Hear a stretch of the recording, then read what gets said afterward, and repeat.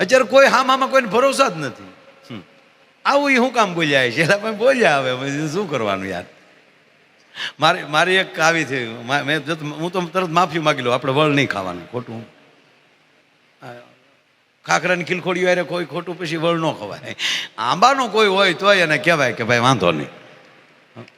હવે તમને હું કહું, મારી એક ટુકડો આવ્યો હતો, હું જ બોલ્યો રામ કોઈ ભગવાન નથી. તમે સાંભળો ને, હું જો કહું રામ કોઈ ભગવાન નથી, રામ થોડા ભગવાન હોય. રામ ભગવાન હોય જેના બાપાએ વનમાં મોકલી દીધા, માણસ કોઈ હારે નથી જોડાણું, રીસ વાંદરની ફોજ લઈને એના પત્નીનું અપહરણ થયું અને રીસ વાનરની ફોજ લઈને અહીં લંકા આવ્યા છે, અને આને ભગવાન કહેવાય?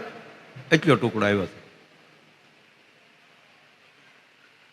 આ હું બોલ્યો ને એટલું. અને હકીકત એટલું તમે સાંભળો છે, તમે તો સોટી જ પડો. પછી માઇન્ડ મોકો મળતો હોય, કારણ કે અમુકના પ્રોગ્રામ ન કર્યા હોય, વાટ જોઈને બેઠા હોય. મારા દીકરા તેથી આપણને તારીખ નહોતી આપી. પણ એક તો ભરોસો હોવો જોવે ને કે અમારી જીભના કટકા થઈ જાય ત્યાં સુધી રામનું તો અમે નોંધ બોલી શકીએ ને, કૃષ્ણનું કેમ બોલી શકાય?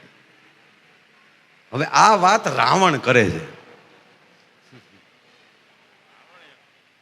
મેં પ્રસંગ લીધેલો સાહેબ રામાયણનો કે કુંભકર્ણને જગાડ્યા, અને કુંભકર્ણને જગાડ્યો એટલે કુંભકર્ણને પૂછ્યું કેમ મને જગાડ્યો છે? તો મહારાજ માફ કરજો, લંકેશ પતિએ માં જાનકીનું અપહરણ કર્યું છે અને ભગવાન રામ રીસ વાનરની ફોજ લઈને લંકા આવ્યા છે, બધા મરી ગયા છે, તમે હુઈ ન રહ્યો એટલે જગાડ્યા. વાત તો એ જ છે કે મેઘનાથનું મૃત્યુ થયું છે. અક્ષય કુમાર તો હનુમાનજી આવ્યા તે દિવસ ગોબો ઉપડી ગયો હતો.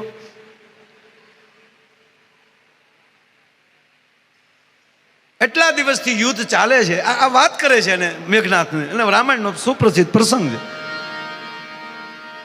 ઘટના ઘટી ચૂકી છે. હવે રાવણ સિવાય કોઈ બાકી નથી, એટલું સૈન્ય મરી ગયું છે. માટે મહારાજાએ તમને જગાડ્યા છે, અત્યારે તમારે આવશ્યકતા છે. અને તેથી ક્રોધિત થઈને કુંભકર્ણ આવે છે રાવણ સામે, મોટા ભાઈ આ શું કર્યું તમે? તમે અત્યારે મને જગાડ્યો એની કરતા માં જાનકીનું અપહરણ કરતા પહેલા મને જગાડવો છો તો હું તમને કહેત કે આ શું કર્યું તમે. અને પ્રભુ મોટા ભાઈ તમે નારદનું વરદાન ભૂલી ગયા, નારદનું વચન ભૂલી ગયા, બ્રહ્માનું વચન ભૂલી ગયા કે આવું સમુદ્ર બાંધીને જે કોઈ રીસ વાનરની ફોજ લઈને આવે ત્યારે માની લેજો કે બ્રહ્મ હશે અને એના ચરણે વ્યા જાજો તો અવિચળ રહેશો, બાકી એને હામાં થાઓ તો ગોબો ઉપડી જાય. મોટાભાઈ ભૂલી ગયા જેનું તમે અપહરણ કર્યું છે? હવે ભલે હું હૂતો છો, હું સૂતો છો તો મેં શું મોટાભાઈ ગુમાવ્યું ને તમે જાગતા હતા તો હું મેળવીએ ક્યાં? આ મેળવ્યું તમે મોટાભાઈ, એની કરતા તો તમે હૂતા રહેતા હોત તો સારું હતું. મોટાભાઈ એક જગ્યાએ મેં રાવણની વાતો કરી તો એક જણ અમારે અમુક તો એવા છે સાહેબ, આપણે તડીકો કરાવી દે. મારા તડીકો એટલે ગરમી, પરસેવો વાળી દે. મને કે માયાભાઈ રાવણને યાર મને કે બે વસ્તુ તો જિંદગીમાં નહીં થઈ હોય ને. મેં કઈ? મને કે એક તો એ ટી શર્ટ તો પહેરી જ નહીં એ કયો હોય ને, લે 10 માથામાં ટી શર્ટ તો આવે નહીં. મેં કીધું આવી વાત હું કરો યાર, તેથી ક્યાં ટી શર્ટ હતા? મને કે અવડી મોટી સમૃદ્ધિ હોય ને ટી શર્ટ ન હોય, હું વાત કરો છો?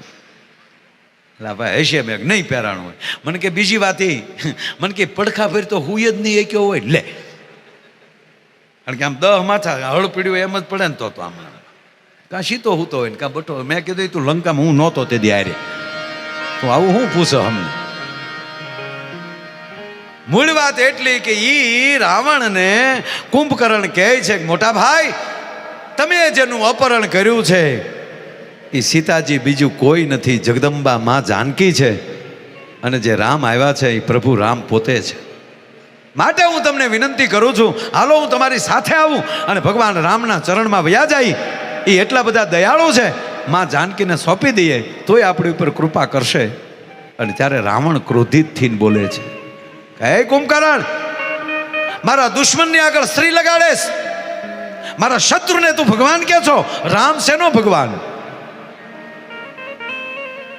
આ ન્યાલી ચાલુ થયું. એ ઓલિકનું કુંભકર્ણનું ઉટાડી નાખ્યું, આમલી ઉડાડી નાખ્યું, એટલો ટુકડો ગબદીને મારા દીકરે મૂકી દીધો. અને બધા મંડાણા રામ માયાભાઈ આવું કરે છે, માયા આયરને બોલવાનો કોઈ અધિકાર નથી, તો તમે બી આવો અહીંયા. ના, એક ભરોસો હોય. એમની તેદી અમારો જે જ્યાં જગ્યાએ બોલ્યા હોય એટલી જ ખબર હોય ને કે તેદી પ્રોગ્રામમાં બોલતા હતા 2 જણા નો તે જ ઉતારી લે. જો આપણે એવું હકીકત બોલ્યા હોય તો તે સાંભળનારા રામ પ્રેમી જ હોય ને. કે પાકિસ્તાન વાળાએ મારો પ્રોગ્રામ ન રાખ્યો હોય તો તે જ ઉતારી લીધા હોય.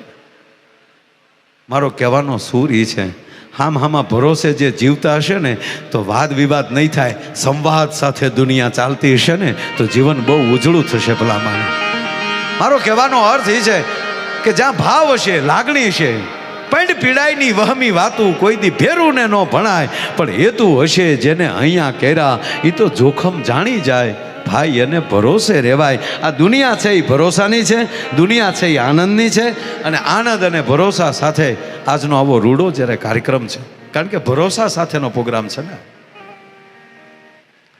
સમર્થ દાદાના ઉપર ભરોસો, માં ખોડલ ઉપર ભરોસો, પઠાપીર ઉપર ભરોસો, અને અહીંયા તો સમર્થ સાય થયો છે. આ પરિવારનો ભરોસો. એક જણાએ એક મહાત્માને પૂછ્યું કે બાપુ કેટલા વર્ષ આ ભેખ પહેર્યો? આ અરે બેટા મેં બહુ છોટા થા.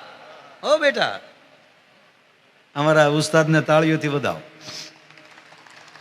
अभी छोटा है, 11 भणता है ने, 10 परीक्षा देवाना है ने, 10 भणे. तालियों थी बताओ, 10 धोरण नो छोकरो छे. मुझा तो नहीं, हारा टका आएगा, हाँ कृपा हो जाएगी. हल्दी के साथ मिर्ची खाया था? हाँ? हल्दी के साथ मिर्ची खाना, पेपर भरना, कृपा शुरू हो जाए. काई नो थाय, भणવું જ પડે ભાઈ, પાઠ પાકા જ કરવા પડે, એમાં કાઈ નો હાલે. મેં તો હમણાં એક ભુવાજીનો વિડીયો જોયો, માતાજીનું નામ લઈને એટલા પ્રશ્નો મૂકી દેજે, લીલા અક્ષરથી જો પેપર નો પૂરું કરી નાખું તો હું તારી માતા. લીલા અક્ષર પરીક્ષામાં નો હાલે, માતાજીને કહી યાર કાળી પેન જ હાલે એમાં. તમે હાવ પછી છોકરાઓને તોડી નાખવાની વાતો ન કરો, બળ તો કરવું જ પડે. કૃપા હારે જોડાઈ જાય પછી એના. હવે આવડે આખું ઘર અહીંયા બેસી જાય કે બધું સમૃદ્ધ દાદા કરશે, આપણે ક્યાંય બહાર જવાની તો પવન શક્યો એમણે ફીટ થાય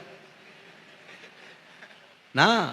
કાર્ય કરો, તમારું કાર્ય કરતા કરતા ઠેઠ પહોંચી જાઓ, અને પછી ન થતું હોય, તમારી તમામ શક્તિ પૂરી થઈ જાય અને પછી ન થતું હોય, એ પછી થતું હોય ને એ સમૃદ્ધ દાદો કરતો હોય છે, તમારો ઈષ્ટ કરતો હોય. હમણાં ઘેરે બેઠા બેઠા કે નરસિંહ મહેતાની બાપનું ચરાદ કર્યું તો એમ ન આવે. નરસિંહ મહેતા આવ નીચો વાઈ ગયો હતો. તમારી સર્વ તાકાત પૂરી થઈ જાય અને પછી ન થાય ને એમાંય તમે સત્ય ન છોડો, પછી તમારું કામ એ કરતો હોય. પોગવું જ હોય ટાઈમે. હે દ્વારકાધીશ પોગાડી દેજે, અને 180-90 ગાડી હાંકો તોય ટાઈમ ઘટતો હોય, અને પછીની જે સ્પીડ આપે ને એ દ્વારકા વાળો આપે. હકીકત છે. પછી તમે સકડામાં બેસીને જાઓ કે મારે 1 કલાકમાં દ્વારકા પહોંચવું છે, એ ભાવનગરથી કલાકમાં ન અવાય, તો પછી તારે સકરડામાં ત્યાં ઓલે પાટિયાથી બેવું હતું સકરડામાં, તો કલાકમાં પહોંચી જાય. ભદ. મને ઘણા કહે, મને કે ધીમી ગાડી હાંકજો. હું ધીમી હાંકવી તો રિક્ષા ન રાખીએ. હા, લીવર વયું જ જવાનું.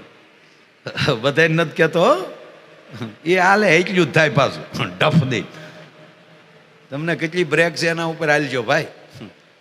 વાયડાઈ કરવાની જ નહીં, કાઢી જ નાખો. તમારા મગજમાંથી વાયડાઈ નામનો સોફ્ટવેર કાઢી નાખો, ઉડાડી નાખો. 11 વર્ષના 1 લાખ યુવાનો ભારતમાં, 1 લાખ યુવાનો, 20 થી 25 વર્ષના યુવાનો, મેં સાહેબ રેકોર્ડ લીધો ગોત્યો છું. 20 થી 25 વર્ષના ડાંગર સાહેબ યુવાનો કેવલ 2 વ્હીલમાં અકસ્માત થયો છે એન્ટ્રી પાડવા. તમારે લોહી જ રેડવું છે તો વાયડાઈમાં શું કામ? ભરતી થઈ જાવ ને, તમારું એક લોહીનું ટીપું પડશે ને ભારત માટે તો તિરંગો રૂડો લાગશે અને અમર થઈ જાઓ. ભલા મને એન્ટ્રી પાડવાની હોય ત્યાં પાડો. હાલ્યા જાય ને ઝૂકેગા નહીં, એ ફિલ્મમાં સારું લાગે. હું ઝૂકેગા નહીં, ઓડ હુજી જાય. કેવા પુષ્પા ઝૂકે, કોણ પુષ્પુ કોણ છે એને ગોતું કીધું નો. ના ના, એવા વળ નહીં ખાવાના યાર.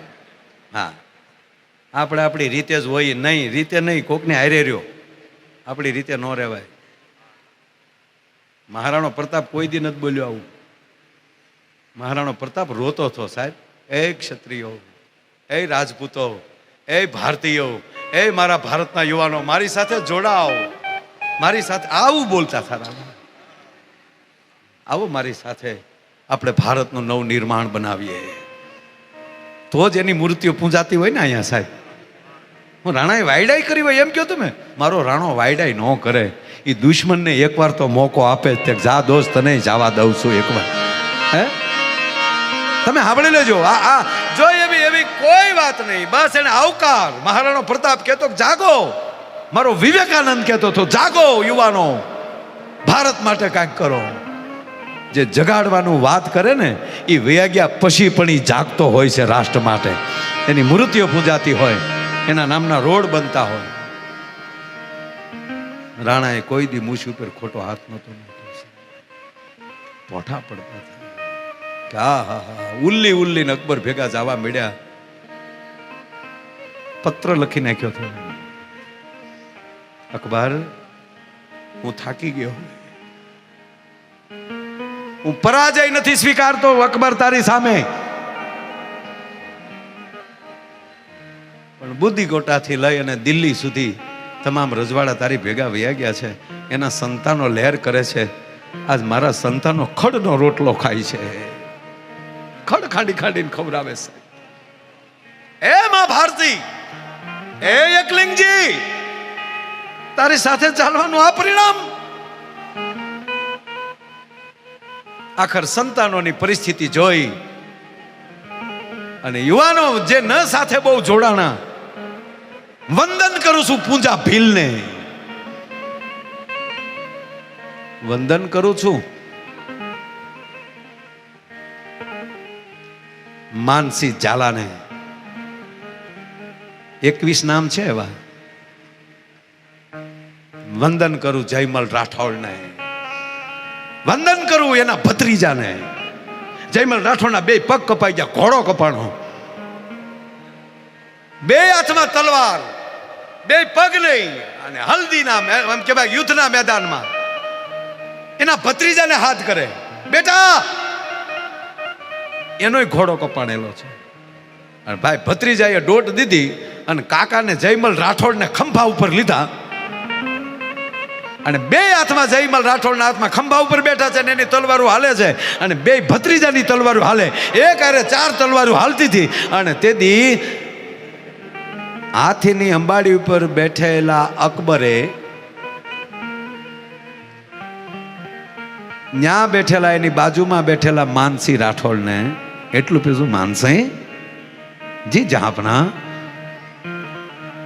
मैंने अभी तक चतुर्भुज का नाम सुना था. हाँ हाँ हाँ मानसी, मैंने अभी तक शत्रुभुज का नाम सुना था कि शत्रुभुज कोई होता है, लेकिन देख आज मैं शत्रुभुज का दर्शन कर रहा हूं. कैसे मेरी फौज कट रही है. मानसी मुझे जवाब दीजिए, हिंदुस्तानी लोग इतना इतना घायल हो जाता है, फिर भी मस्तक कट जाता है, फिर भी वो युद्ध में से पीछे हट क्यों नहीं करते. और हमारा फौजी में ऐसा कोई नहीं होता. और त्यारे मानसी कीधु, जहापना आपके हमारी फौज है ना, उसमें जो लड़ रहे हैं ना, ये आपके खाप से लड़ रहे हैं कि हम नहीं लड़ेंगे तो अकबर मार डालेंगे. लेकिन देख ये राजपूताना फौज, हिंदुस्तानी फौज, ये जो लड़ रही है ना, ये धर्म के लिए लड़ रही है, मातृभूमि के लिए लड़ रही है. तारा तो बीता बीता लड़े એટલે એક ભેગા પડી જાય, ઓલો મારશે તો અકબર મારશે, ટક દિન પડી જાય. એના કોઈ માથા પીડા તળડે એવો પ્રોગ્રામ જ નથી. મારો કહેવાનો સૂર એ છે, ઇતિહાસને વાગોળતા રહીએ. પછી અમે સાહિત્યમાં ઘણીવાર ભૂલ કરી જતા હોય, અતિશય અલંકાર લગાડી દેતા હોય, એ અમારો ભાવ હોય. હા, મહારાણા પ્રતાપ 72 મણનું બખ્તર આવું છે ને, એ અમારો અતિશય અલંકાર હોય છે. તમે નાનો પડે 82 મણનો ભાલો મહારાણા પ્રતાપ એ અતિશય અલંકાર. ટોટલી વજન 35 કિલો છે. સત્ય ઇતિહાસ આ છે. બખ્તર છે 11 કિલોનું. 11 કિલો કે ઓછું થોડું કહેવાય યાર. એ જે છે એ છે, એના રાજમહેલમાં પડ્યું. પણ એ ખોટી વાત ના હોઈ શકે, કારણ કે મહાપુરુષોની વાતો પણ મોટી થતી જતી હોય છે. એ અતિશય અલંકાર લગાડી શકાય, એમાં કોઈ ના ન પાડી શકે. એટલે આ યુગ છે એ કોમ્પ્યુટર યુગ છે. એની વચ્ચે ધર્મને સાથે, મિત્રતાને સાથે અને ભરોસાને સાથે રહીને ચાલતા હશે, એને કોઈ દી વાંધો નહીં આવે.